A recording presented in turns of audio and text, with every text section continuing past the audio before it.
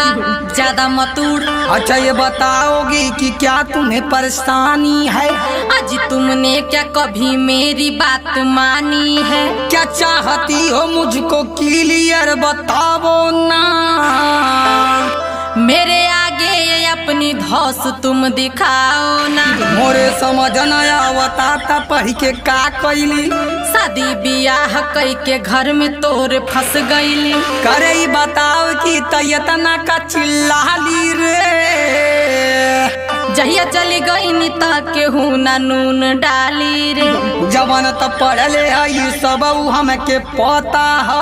अभी ई आम पूरा पकले नइखे खाता है। करे अपने मर्द से यतना ते का झौहाली रे। अरे आड़ी बाड़ी वाली हम ना हई। हम